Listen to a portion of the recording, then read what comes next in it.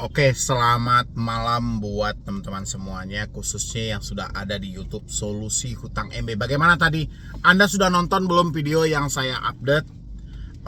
Sudah saya sampaikan juga di situ. Memang ada 3 hal yang harus Anda praktekkan kalau benar Anda baru jatuh tempo, baru galbay, baru telat bayar juga, yang mana Anda setiap hari disibukkan oleh ancaman dan tekanan. Ya, silahkan Anda praktekkan dan Anda rasakan bagaimana nanti efeknya setelah Anda mempraktekannya. Harus Anda praktekkan dulu. Kalau hanya sebatas Anda dengar, mustahil Anda masuk ke sini hanya buang-buang kuota.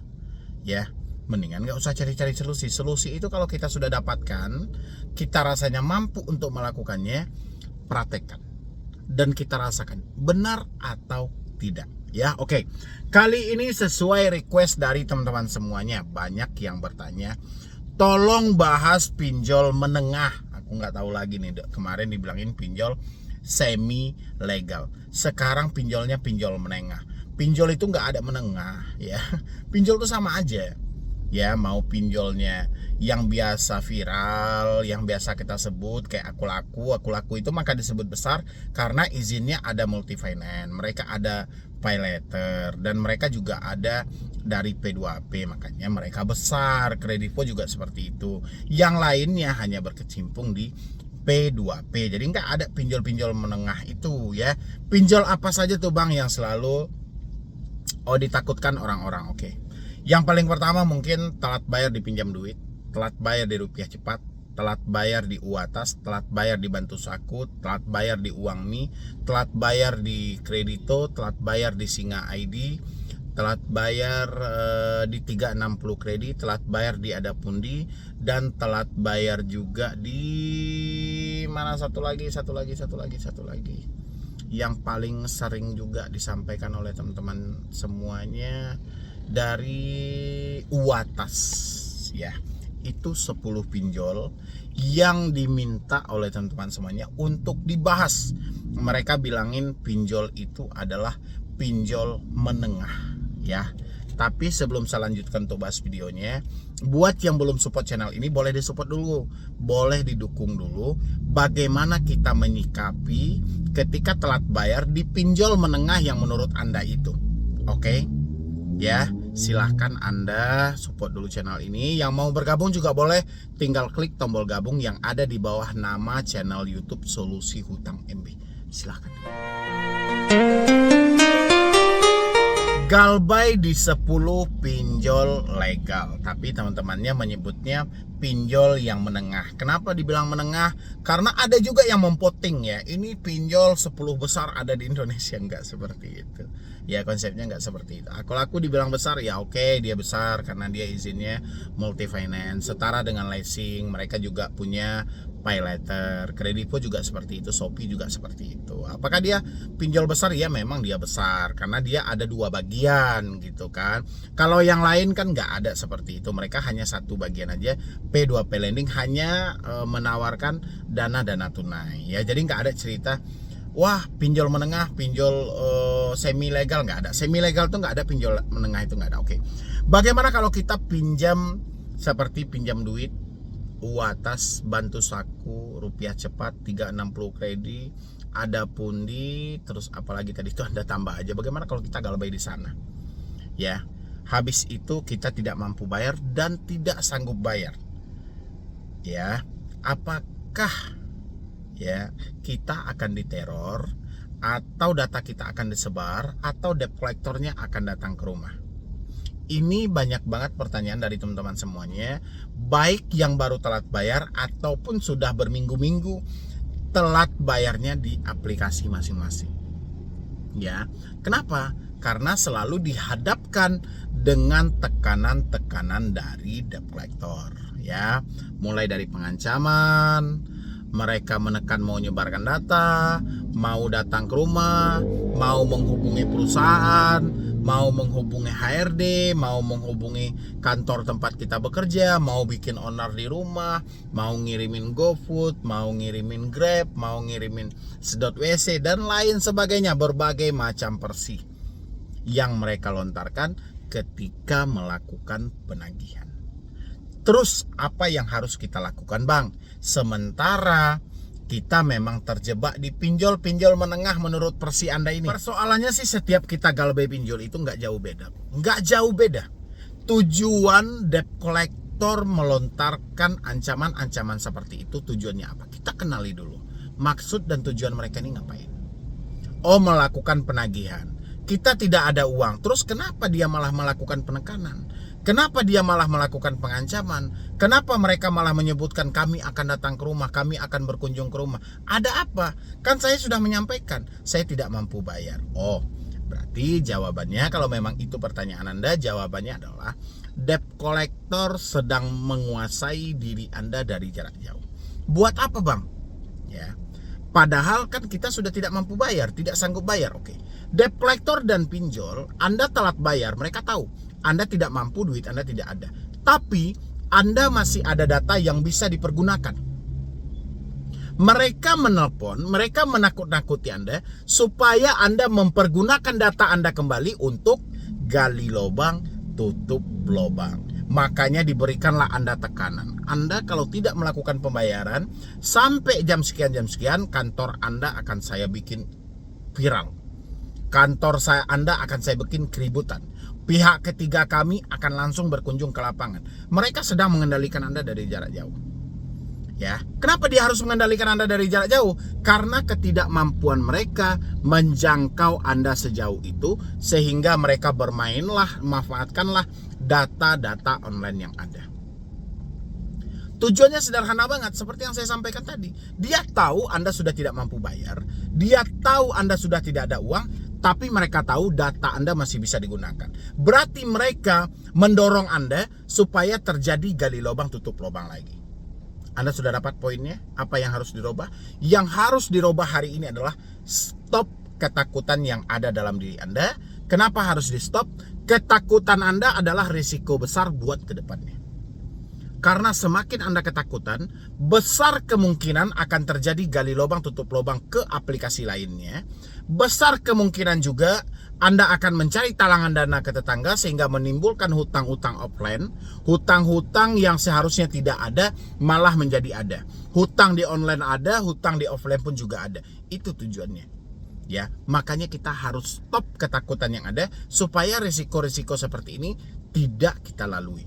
Risiko yang paling parah di balik ketakutan Anda, nekat mengakhiri hidup seperti yang sudah terjadi. Ada juga yang lebih parah, nekat melakukan tindakan-tindakan pidana seperti pencurian, pembobolan, dan lain sebagainya. Padahal, kalau Anda analisa, hampir semuanya Anda yang terjebak pinjol, Anda yang sudah terlanjur minjam, habis itu tidak mampu membalikkan, hampir semuanya Anda ditekan oleh debt collector dengan nada penagihan yang sama. Anda boleh cek, Anda boleh nanti masuk ke ruang komentar saya, Anda lihat seperti apa orang berkomentar di sana dan seperti apa yang Anda dapatkan. Kalau Anda hanya fokus melihat handphone Anda sendiri, memang iya, Anda beranggapan si pinjol hanya mengancam diri Anda saja, tapi tidak. Mereka itu mengancam semua nasabah yang telat bayar, yang terlambat dalam pembayaran. Mereka persinya persi penagihan, tapi di dalam setiap penagihan disematkan nada tekanan. Ya, contoh, Anda harus melakukan pembayaran sampai jam 5 sore. Kalau Anda tidak melakukan pembayaran, ingat data Anda lengkap sama kami, ada KTP, ada bla bla bla bla. Jangan sampai dengan hutang yang tidak seberapa, hidup Anda menderita selamanya buat ke depannya. Ada tekanan halus di dalam itu. Oke. Kenapa tekanan ini tidak pernah terpantau, Bang? Oke. Baru kita kejar lagi ke OJK. Tadi sudah dapat ya. Berarti poinnya adalah di pinjol yang menengah seperti yang Anda bilang tadi, kalau Anda sudah ditekan, Anda sudah diancam, mereka menggunakan pola ancaman, mempermalukan fisik atau verbal. Hentikan pembayaran, stop ketakutan. Kalau terlalu cemas, tadi saya juga di video sebelumnya saya juga menyarankan Anda untuk ganti kartu. Ya, untuk mereka datang ke rumah dan bla bla segala macam itu nggak ada. Ya, kita bisa menilai aja. Debt collector kalau sudah mengutamakan ancaman, sudah mendesak-desak kita, sudah mencaci maki kita, sudah menakut-nakuti kita dengan data, mereka tidak akan berkunjung ke rumah Anda. Ya, itu aja dipahami. Oke, kita lanjut lagi ke OJK. Kenapa hal-hal seperti ini tidak pernah tercover dan tidak pernah terselesaikan? ya. Baru kita kejar ke OJK. OJK membentuk Asosiasi Fintech Pendanaan Indonesia 2018 dan diresmikan 2019 supaya terbangunnya P2P lending yang benar-benar bermanfaat. Tapi yang terjadi adalah makin kesini makin ngaco. Banyak kasus demi kasus yang ditenggelamkan. Ya, yang ditenggelamkan. Bahkan OJK itu baru ikut campur kalau beberapa kasus itu sudah viral. Contoh kasus IPB. IPB baru-baru ini, kasus dari IPB itu baru kemarin-kemarin, sekitar bulan kemarin saya melihat baca di beberapa media online bahwasannya dari pihak Akulaku berupaya memberikan keringanan, memberikan restrukturisasi kepada seluruh korban penipuan khusus di IPB dengan membayar pokok. Ya, kenapa IPB mendapatkan hal seperti itu? Karena ada OJK dan SWI di dalam itu. Ya, campur tangan OJK dan SWI. Kenapa kita yang selama ini diancam, ditekan kita melapor ke OJK tidak ditanggapi? Karena tidak ada yang viral satupun. Ya, Anda kalau mau lembaga-lembaga itu ikut nyemplung dengan permasalahan Anda, harus viral. Kalau tidak viral, mereka persetan dengan diri Anda. Ya, makanya saya sampaikan, stop ketakutan yang ada hari ini. Yang ada diri Anda sendiri yang rugi. Anda ketakutan mencelakai diri sendiri, Anda nekat mengakhiri hidup, yaitu penderitaan Anda sendiri. Karena memang gak ada yang membentengi Anda di belakang itu. Makanya stop ketakutan yang ada, sudah cukup kebodohan ini. Kalau memang Anda diancam, hentikan pembayaran. Kalau memang tidak mampu bayar, stop gali lubang tutup lubang. Selesai masalah pinjol. Oke? Ini buat teman-teman semua nih yang selalu bertanya ada DC, ditelepon ke kantor atau tidak, HRD atau tidak, ini segala macam. Stop dulu ketakutan Anda, biarkan pemikiran normal Anda mulai terbuka kembali. Kalau Anda paksakan terus di tengah kepanikan dan kesetresan ini, malah makin melebar dia. Bisa Anda mikirkan ini, bisa mikirkan ini, bisa mikirkan ini, ngambang dia jadinya, nggak pernah ketutup dia. Malah ngambang, makin lama makin lebar, makin lama makin lebar. Ini yang nggak boleh. Kalau kita hanya mengandalkan OJK, sudah saya bilangin, sejak terbentuknya AFPI 2018, diresmikan 2019, itu urusan pinjol sudah tidak ada yang beres lagi. Sampai sekarang-sekarang. Ya, tindakan apa yang dilakukan AFPI? Selama ini Anda telat bayar dan gagal bayar, tindakan apa? Anda diancam dan dicimaki. Ketika Anda melapor ke AFPI, laporan Anda diterima, emailnya masuk, kata FPI, kita akan arahkan kepada aplikasi bersangkutan. Nanti aplikasi bersangkutan datang menghubungi Anda. Kata aplikasi, mohon maaf kami dari aplikasi ini sesuai dengan laporan Anda di FPI, silahkan kirim nomornya biar kami lakukan investigasi. Ya, terus Anda kirim nomor yang ancam Anda ke aplikasinya. Jawaban dari aplikasi simpel banget. Oke, terima kasih atas laporan Anda, telah kami lakukan investigasi. Ternyata nomor yang Anda hubungi bukan dari debt collector kami. Simpel nggak jawabnya? Ya, kan sudah saya bilangin, mana mungkin perusahaan itu, ya, dia membocorkan rahasia perusahaan dia sendiri kalau memang ada yang salah dalam perusahaan dia. Yang terjadi seperti itu hari ini. Kesalahan dari aplikasi A, disuruh aplikasi A untuk menyelidiki sendiri. Habis itu disuruh pula aplikasi A melaporkan ke OJK, otomatis laporannya yang bagus-bagus aja. Sudah kita selidiki, itu nomor PEK, nomor penipu dan bla bla bla. Segala macam. Makanya saya bilangin buat teman-teman, mau dipinjol menengah, mau pinjol apapun, mau pinjol dimanapun. Kalau Anda telat bayar, gagal bayar hari ini, Anda beritikat baik untuk menyelesaikan, jangan dengan gali lubang tutup lubang. Lebih baik Anda gagal bayar pinjol daripada gali lubang tutup lubang. Itu yang paling pertama. Ya, ingat, desakan debt collector yang menakut-nakuti Anda itu hanyalah sebatas dorongan debt collector untuk Anda gali lubang tutup lubang. Tolong Anda batasi.